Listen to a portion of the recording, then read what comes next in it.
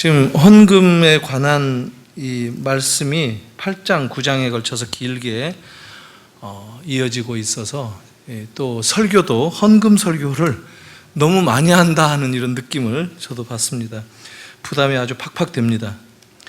그래서 오늘 이 그 좀 긴 본문이지만 오늘로 마무리를 하고 10장으로 좀 건너 갔으면 이런 생각이 듭니다. 오늘 본문을 잘 보면 이게 그 구약을 인용한 말씀들이 많이 나옵니다. 본문을 잘 본다는 게 그냥 이게 좀 연구해 본다, 좀 살펴본다 하는 뜻입니다.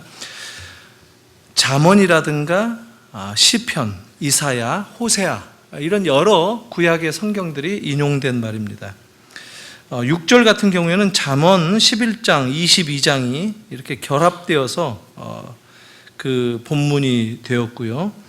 또 7절 같은 경우에는 잠언 22장 이 또 시편, 이게 9절 같은 경우는 또 시편 112편이, 또 10절 같은 경우에는 이사야 55장에서 왔고, 또 호세아의 10장 말씀과 결합된 그런 구절들입니다. 바울은 이렇게 이제 구약을 인용하기까지 하면서 모금 한 연보를 가지고 예루살렘을 가는 것이 자기가 마지막 때에 구약이 예언했던 그 말씀의 성취다 이렇게 생각했던 것 같습니다.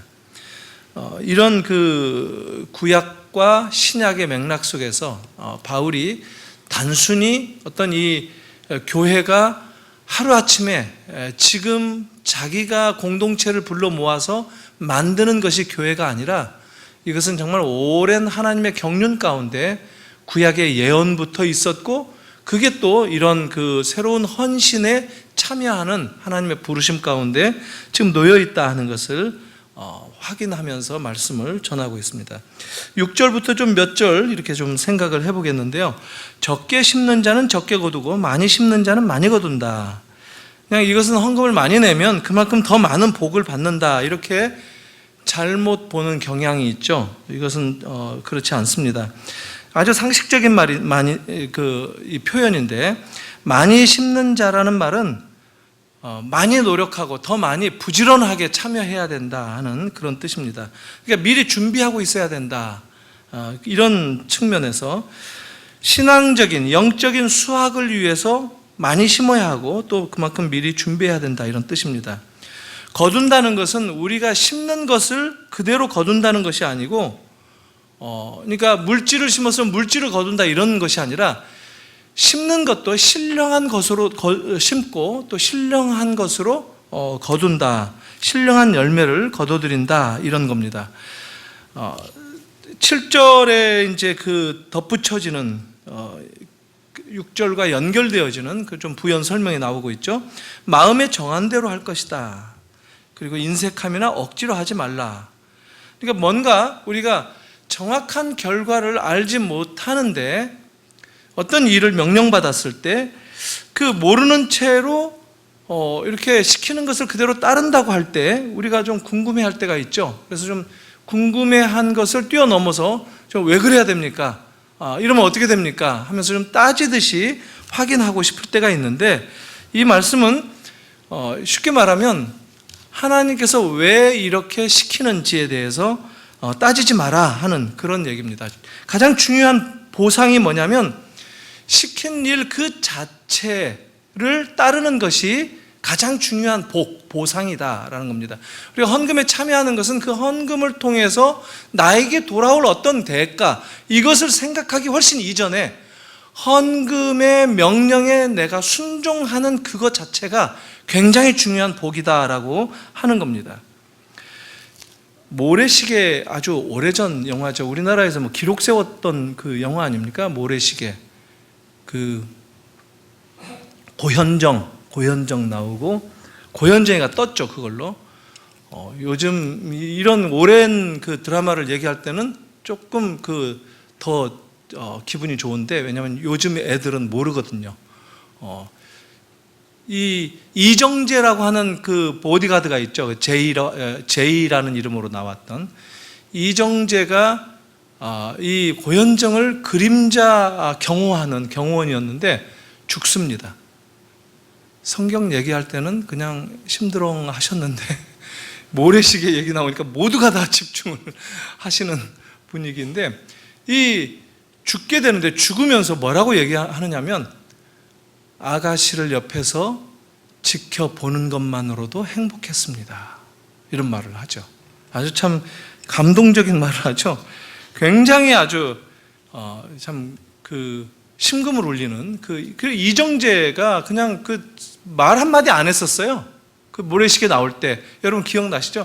그냥 멀때같이 서 있기만 했었던 거거든요. 경호원으로 한마디도 안 하고 서 있다가 시키면 시키는 대로 움직이기만 했던 그런 배우였는데, 오늘날의 이정재가 바로 그 한 편의 드라마로 만들어졌다 해도 과언이 아닙니다.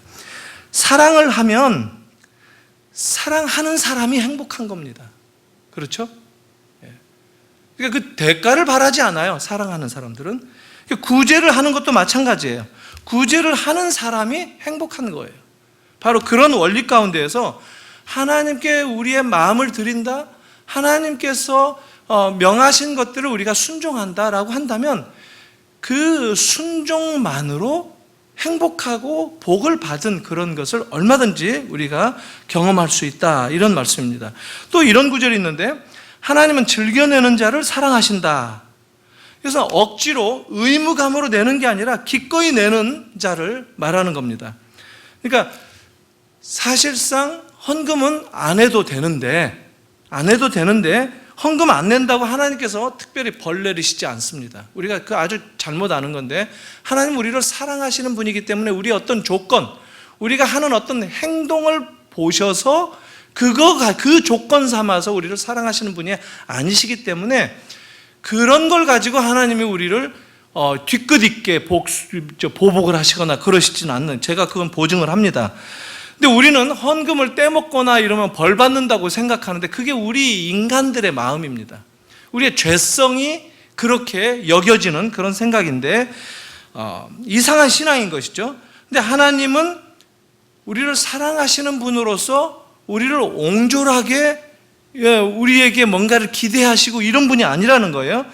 그럼에도 불구하고 하나님이 이렇게 우리에게 헌금에 참여하라, 헌금을 내라 라고 하시는 것은, 이것은 놀라운 하나님의 계획인데 우리로 하여금 하나님께서 동역자로 부르시는 초청장인 거예요. 하나님의 그 계획 가운데, 복음 사역 가운데 사람들을 보살피고 사람들을 돕는 일에 하나님께서 우리에게 동역자로 참여시키는 그 초대장, 이것이 헌금으로 나타나는 것이다 라고 생각한다면 우리가 기쁨 가운데 참여할 수 있다라는 겁니다. 그런데 오늘 이 말씀은 그냥 의무감으로 어쩔 수 없으니까, 사실상은 싫은데 어거지로 내는 이런 것들에 대해서 절대 금하는 그런 말씀이다 하는 겁니다. 그러니까 헌금과 구제가, 우리는 알아야 될 것이 무엇이냐면 하나님이 우리를 동역자 삼아 주신다라는 겁니다. 우리가 그것을 기쁘게 응하는 것, 그것이 복이라는 거예요. 근데 헌금을 안 냈기 때문에 내가 벌 받았다, 하나님이 나에게 벌하신다, 이게 아니라 안 내는 것, 하나님의 동역자로 부르시는 그 초대에 응하지 못하는 그것 자체가 벌인 거라는 것이죠. 벌이 있다면 그런 것이다라는 거죠. 그러니까 이것은 일종의 하나의 특권이에요. 오늘 구절 가운데 계속 어떤 단어가 계속 등장하느냐면 은혜라는 말이 나옵니다. 은혜를 넘치게 하셨다. 헌금이 은혜라는 거예요. 아무나 하나님께서 돈 가져오면 돈 받으시는 그런 게 아니라 은혜 받은 사람들의 은혜의 표, 또 헌금이 은사라고도 얘기해요. 우리 한국교회가 사실 그냥 돈만 가져오면 덥석덥석 받았었죠. 그렇게 해서 땅 사고 이렇게 해서 교회가 커지지 않았습니까? 교회 짓는데 헌금 많이 하면 그만큼 더 복을 주고 그러지 않았습니까? 그래서 한국교회가 사실 저는 문제가 많이 생겼었다라고 봅니다. 하나님의 일에 동참하고 참여하는 것, 우리를 통해서 하나님이 하시고자 하시는 일을 나를 사용하셔서, 나를 통하셔서 그 일을 행하신다라고 하는 것, 이 하나님의 계획이 우리에게 주어진 것이 은혜라는 것입니다. 그래서 우리가 그 일에 참여하는 것 자체가 은혜라는 거예요. 그래서 오늘 마지막 14절, 15절에 뭐라고 얘기하느냐면 헌금하는 것이 곧 은혜다. 너희에게 주신 지극한 은혜로 말미암아 너희를 사모한다. 말할 수 없는 그의 은사로 말미암아 하나님께 감사하라, 이렇게 얘기해요. 8절에도 우리 모두에게 은혜를 주셨다라고 얘기하죠. 또 10절에 보면 아주 재미있는 그 표현이 나오는데, 심는 자에게 씨와 먹을 양식을 주시는 이가 너희 심을 것을 주사 풍성하게 하시고 너희 의의 열매를 더하게 하셨다. 씨를 주셔서 그 씨를 뿌리고 심게 했죠.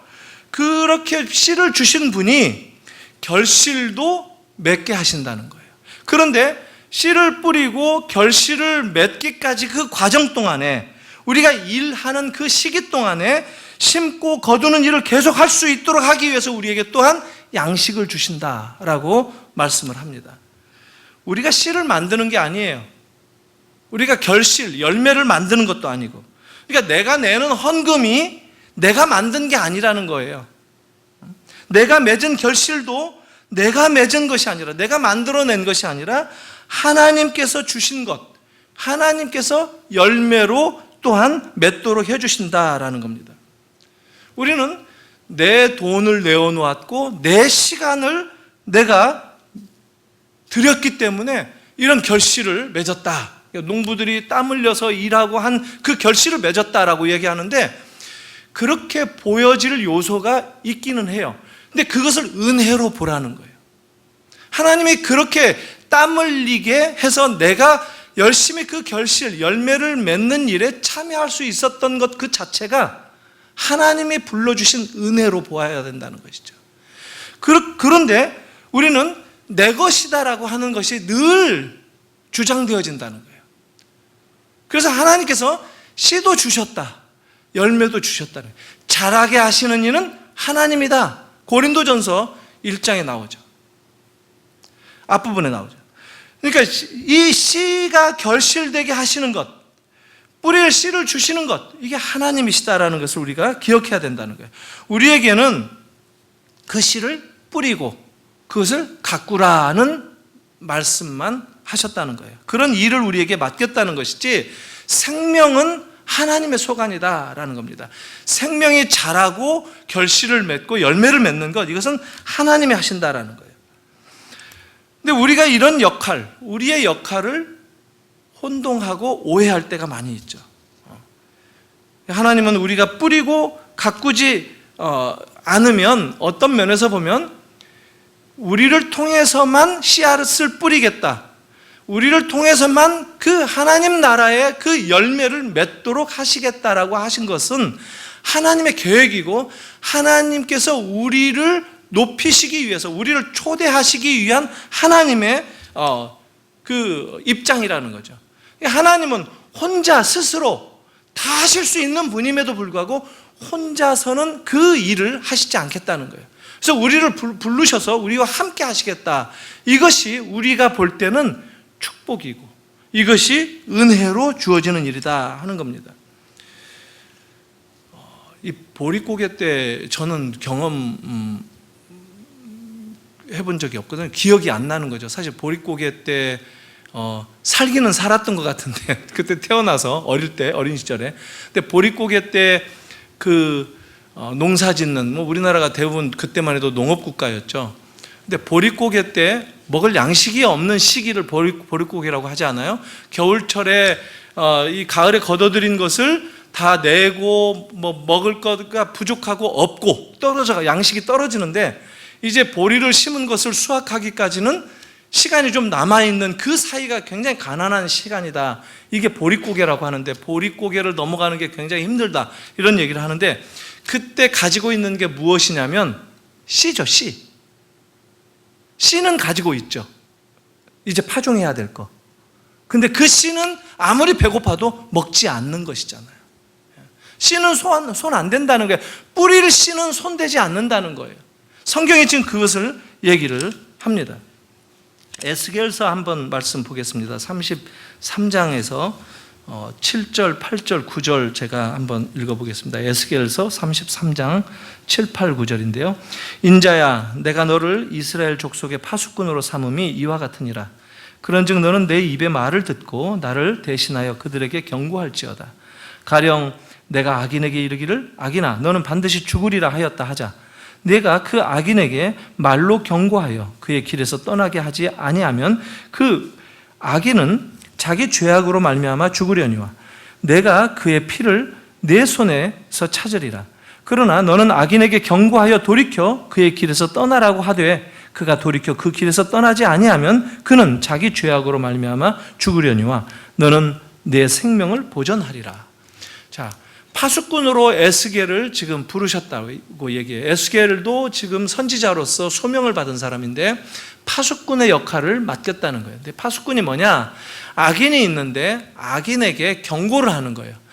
악인에게 경고를 하지 않으면 악인의 그 잘못된 그 죄의 결과의 책임이 내가 경고하지 않았기 때문에 나에게도 있다라는 것을 얘기하는 거고, 경고를 했는데도 악인이 악행을 저질렀다라고 한다면 그 책임은 나에게 있지 않고 나는 경고했으니까 악인에게 있다라고 하는 말씀을 한다는 겁니다. 이게 무슨 얘기냐면 심는 것은 나의 책임인데 내가 행해야 할 일, 이것에 대해서 심는 것이 뿌리고 심는 것이 내 일인데 내가 행해야 할 일을 내가 하지 않는다면 그 책임은 나에게 묻는다는 겁니다. 나에게 있다라는 거예요. 그러니까 헌금이 어떻게 쓰여지는가 하는 것에 대한 것은 2차적인 거라는 거예요. 그러니까 우리가 심어야 할 일들, 하나님께서 주신 것, 이것을 심는 일은 내가 해야 된다는 거예요. 내 책임이다라는 거예요. 우리에게 주신 것 중에서 우리가 먹고 또 써도 되는 것이지만 새로 심어야 할 것이 분명히 있다라는 것, 그것이 씨를 뿌리는 것으로 지금 말씀이 나오고 있다라는 겁니다. 마태복음 13장으로 한번 또 가보십시다. 마태복음 13장 3절 이하에 보면 마태복음 유명한 그 성경 아닙니까? 13장은 씨 뿌리는 자의 비유가 길게 나오는 그런 말씀이죠. 3절부터 제가 몇 절만 봅니다.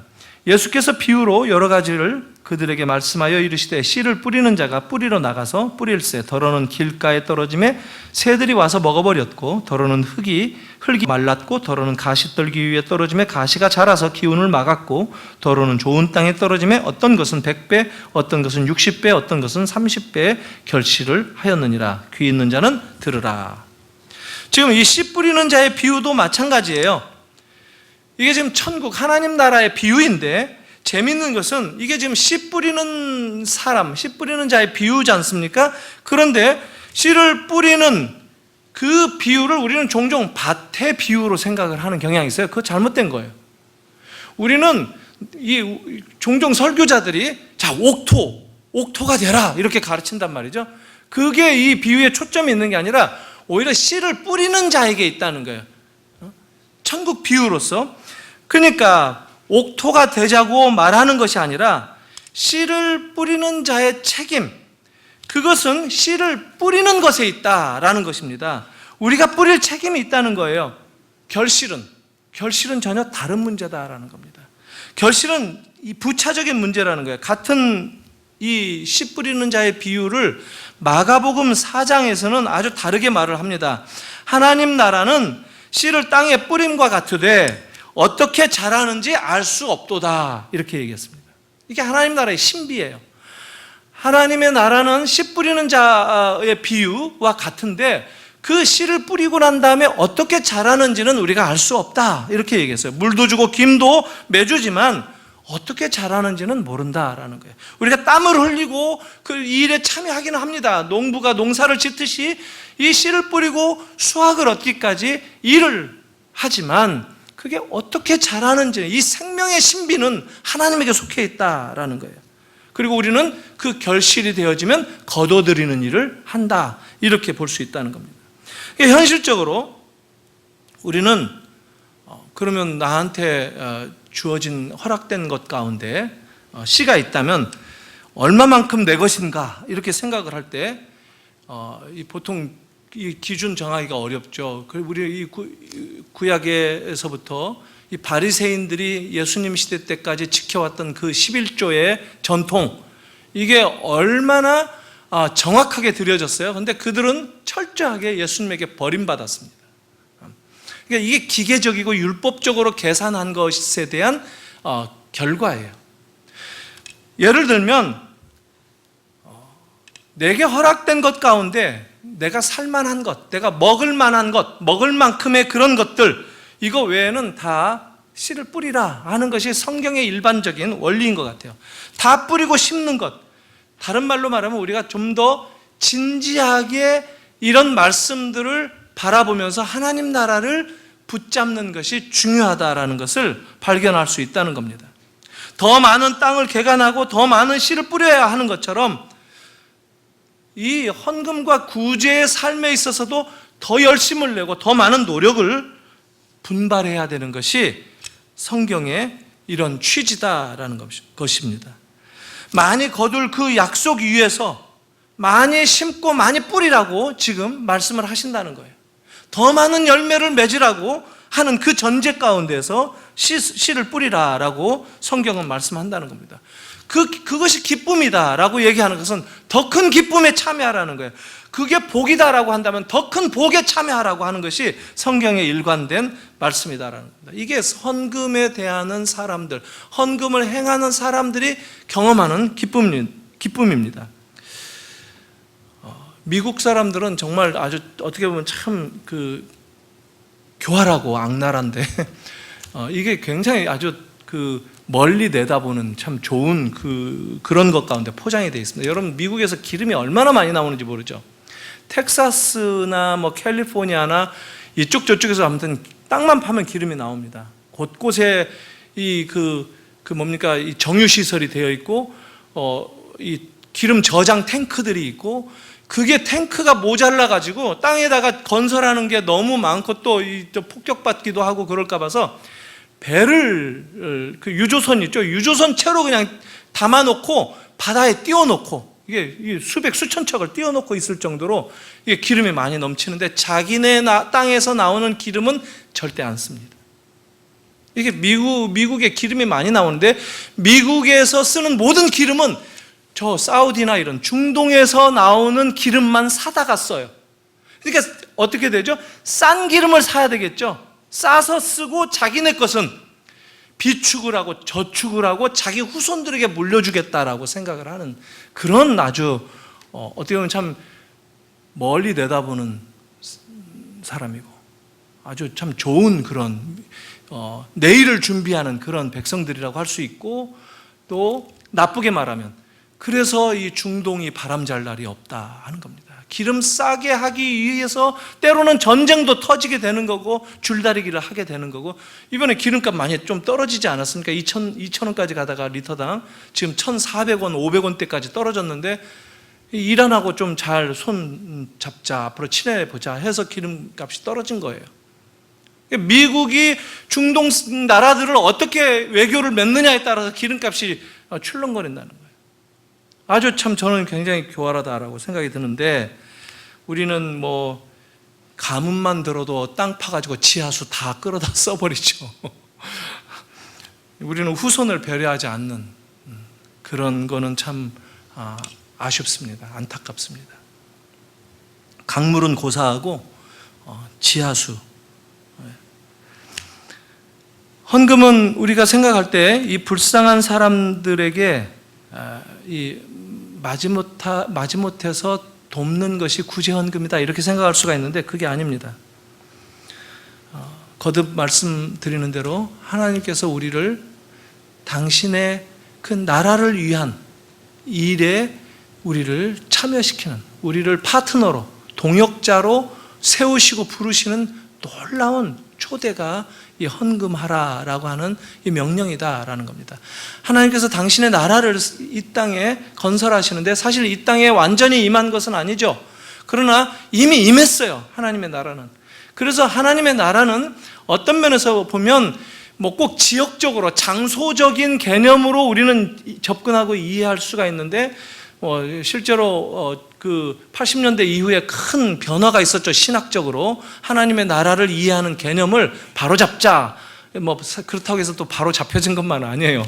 다 확인된 건 아니니까. 근데 그 전에는 하나님의 나라는 장소로만 이해를 했었어요. 죽으면 가는 곳 이런 정도로 이해를 했는데 나라가 되려면 뭐가 필요해요? 땅도 필요하고 백성들도 있어야 되겠죠? 그리고 무엇보다도 통치가 있어야 된다. 룰을 해야 돼요. 룰링. 그러니까 왕이 있어야 되는 거죠. 왕의 다스림이 있어야 된다는 거죠. 그래서 이제까지 장소적인 개념으로만 하나님 나라를 알아왔던 것을 좀 바꿔서 하나님의 다스림, 하나님의 통치가 성립되어지는 곳이 곧 하나님의 나라다라고 우리가 눈을 좀 뜨게 됐단 말이죠. 그러니까 이 땅이 아직 여전히 사탄의 어둠의 세력이 지배하는 곳이기는 하지만, 그러나 예수 그리스도를 믿은 하나님의 자녀들이 그분의 말씀을 순종하고 그분의 말씀을 이 땅에서 실현하기 위해서 따르고 살려고 하는 그 사람, 그 인격이 만들어내는 그 다스림이 하나님의 통치가 그를 통해서 나타나는 그곳이 곧 하나님의 나라라는 겁니다. 여러분의 가정이 하나님이 다스리심 안에서 그 부부나 그 자녀들과 더불어서 하나님의 통치가 우리 가정을 다스리게 하소서라고 소위 주기도문에서 나오는 대로 하늘에서 이루어진 것처럼 이 땅에서도 이루어지다라는 기도가 기도를 왜 이렇게 말이 안 나오죠? 기도가 드려지고 그게 굉장히 어렵네요. 기도를 같이 하면서 그리고 그렇게 살려고 애를 쓰는 그곳이 하나님이 지금 다스리는 곳이면 그 가정은 하나님의 나라라는 거예요. 내가 하나님의 말씀에 순종해서 가난한 사람들에게 손을 내밀고 그 가난한 사람들을 돕는 하나님의 사랑의 다스리심이 나를 통해서 나타난다면 내 만나는 그 관계 속에서 하나님의 나라는 이루어진다는 거예요. 하나님의 나라는 물론 멀리 있고 아직 완성되지는 않았을지라도 우리가 부분 그러나 어떤 면에서 보면 우리가 얼마든지 완성적인 하나님의 나라를 경험할 수 있는 것 또한 사실이다 하는 겁니다. 그 하나님의 나라에 참여하는 그 수단 가운데 헌금과 구제가 있다는 것을 성경은 얘기한다는 거예요. 그것을 우리는 가난한 사람 돕는다, 측은지심이다, 이런 이상한 어떤 유교의 원리로 얘기를 한다든가 해서는 안 될 것이다 라는 겁니다. 그래서 오늘 15절 보니까 이런 얘기를 해요. 감사하라고 얘기를 했는데 15절에 이어서 13절입니다. 13절. 이 직무로 증거를 삼아 너희가 그리스도의 복음을 진실이 믿고 복종하는 것과 그들과 모든 사람을 섬기는 너희의 후한 연보로 말미암아 하나님께 영광을 돌리고. 우리가 이 헌금하는 행위는 하나님의 나라를 드러내는 것이기 때문에 하나님의 영광이 나타난다는 거예요. 영광이라는 이 독사라는 말, 이 뱀 이름하고 비슷한데 이게 헬라 말로 독사예요. 독사, 영광이. 이 영광이라는 것은 그 본질, 있는 그대로 그 본질이, 핵심이 나타남이라는 뜻입니다. 그러니까 하나님의 영광이다라고 얘기하면 우리가 하나님께 뭘 드리고 이런 것들로 물질적으로 어떤 것으로 나타나는 게 아니라 하나님의 본질이 나타나는 그런 것을 우리가 행했을 때, 다른 말로 말해서 우리가 구제를 한다 그러면은 돈을 돕는다가 아니라 이 구제라는 행위를 통해서 사람을 바라보면서 사람을 살리는 일, 사람을 사랑하는 일을 통해서 하나님의 성품이 나타나는 것, 하나님의 본질이 드러나는 것, 이게 곧 하나님의 영광이 나타나는 것이다라고 얘기할 수 있다는 겁니다. 하나님의 영광은 그렇게 나타나는 것이다. 우리의 삶을 통해서, 우리의 실천을 통해서, 우리의 순종을 통해서 하나님께 영광을 돌린다라고 하는 겁니다. 또 그들이 너희를 위하여 간구하며 하나님이 너희에게 주신 지극한 은혜로 말미암아 너희를 사모한다. 그래서 말할 수 없는 그의 은사로 말미암아 하나님께 감사한다, 이렇게 얘기합니다. 그래서 우리는 그 하나님의 사랑을 그런 헌금과 구제를 통해서 더 깊이 깨닫기 때문에 하나님을 더 감사할 수 있고 하나님을 더 기뻐할 수 있다라는 겁니다. 더 감사할 상황으로 우리를 이끌어가는 것, 우리를 더 기쁨으로 이끌어가는 것, 이것이 헌금의 초대다라고 얘기를 하는 겁니다. 아주 교묘하게 헌금하라고 얘기하는 것 같아가지고 이렇게 어떻게든 이게 우리를 쥐어 짜는 것이다라고 헌금을 오해를 하는 경우가 너무 많은데, 사실 정말 기쁜 일이다라는 것을 성경은 분명히 얘기하고 있다는 겁니다. 우리의 귀한 것을 하나님이 그냥 뺏어가자 이런 것이 아니라 우리를 동역자로 불러주셔서 영원한 것을 같이 바라보도록 만들어주고 그 복되고 거룩한 하나님의 복음 사역에 참여하는 것, 이것이 곧 헌금하는 것이기 때문에 우리에게 더 은혜를 깨닫게 해주고, 그러면 그럴수록 더 감사를 넘치게 한다. 이것은 여러분들이 아마도 이제까지 그 헌금 생활을 하시면서도 경험하실 수 있었던 그런 삶의 내용들이 아니겠는가, 이런 생각이 듭니다. 저는 개인적으로 모든 신앙 훈련은 이 헌금으로부터 시작된다라고 말을 해도 과언이 아닙니다. 왜냐하면 이거 헌금 내는 것도 굉장히 쉽지 않거든요. 굉장히 어렵거든요. 근데 이걸 내면 다른 관심까지 같이 갑니다. 우리의 마음도 같이 따라서 내어지는 거거든요. 주님께서도 말씀하셨죠. 돈 있는 곳에 너희 마음이 있다, 이렇게 말씀하셨죠. 우리가 교회를 섬긴다고 할 때 정말 내 손으로 헌금을 하면 그것이 어떻게 쓰여지는가에 대해서까지 마음이 따라가게 마련입니다. 그리고 그러기 위해서 바르게 쓰여지도록 하기 위한 그 열망이 같이 생긴다는 거예요.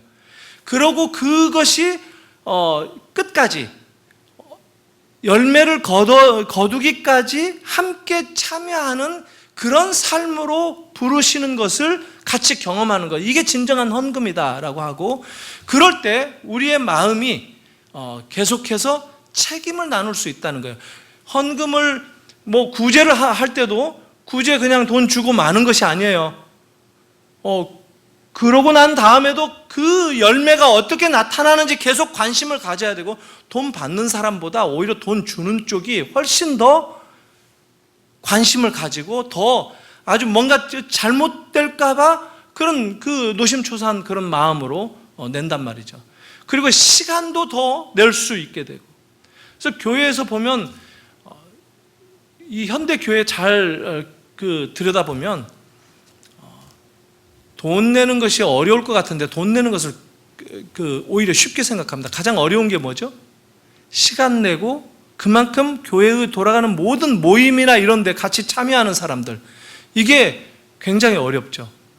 근데 그런 자리에까지 이르기 위해서는 헌금 생활부터 차곡차곡 해오는 것이 우리들의 경험적인 현실인데, 그게 왜 그러느냐 하면 그런 신앙 훈련이 쌓여서 우리의 삶을 주님께 결국은 다 드릴 수 있게 된다라는 것입니다.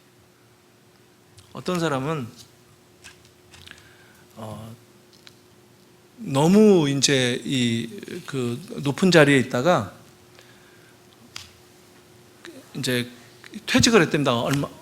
다 정리하고. 왜냐하면 이제 회사 재벌들도 그렇지만 다 오너들 이렇게 자녀들로 이렇게 또 이어받게 하고 하는 거니까 전문 경영인이 따로 필요 없는 거죠. 그러니까 적당히 일하다가 이제 쫓겨났는데, 그래도 이제 퇴직을 하고 해서 돈도 많이 있고 아주 남부럽지 않게 살만하고 했는데, 정말 막상 아무것도 안 하면서 이렇게 살려다 보니까 너무너무 비참하고 무료하고,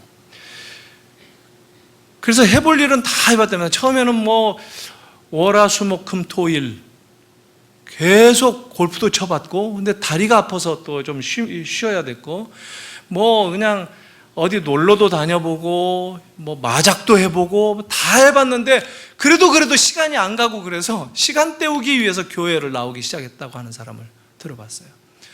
그래서 교회에 오니까 하루가 하루가 가고 주일 하루는 가는 거고, 또 그러다가 수요일도 나오게 되고, 처음에는 시간 때우기 위해서 나오기 시작했는데 나오다 보니까 이게 시간만 들이는 게 아니라 이게 또 재미도 있구나 하면서 이렇게 하다가 점점 야금야금 하다가 이게 정말 주님을 만나게 된 거예요. 주님을 만나게 됐는데, 이 주님을 만나게 되면서 자기가 이제 완전히 뒤집어지는 그 어떤 그 삶의 질서를 바로잡는 가운데 내가 누구이고 내가 어떻게 살아야 되고 이런 존재를 알아가는 그런 그 기쁨에 젖어가면서 과거를 하나씩 뒤집어가는 그것이 얼마나 행복한 줄 모른다, 이런 얘기를 하는 것을 봤는데, 사실 그 하나님은 한 사람을 부르는 데 있어서도 세상에 속해 있는 사람을 점점 하나님의 영역으로 이끌어서 하나님의 다스림으로 세상의 다스림을 바꾸어가는 그런 과정으로 작업을 하신다는 거죠. 그 일을 하시는데, 그 사람은 자기가 좋아서 왔고 이제 이렇게 변화가 되어가고 있지만, 알고 보니까 이 교회 안에서 엉성하게 보여지는, 큰 회사를 이렇게 주물러 받던 사람 입장에서 보면 교회 보면 참 그 소꿉장난 하듯이 보여지죠.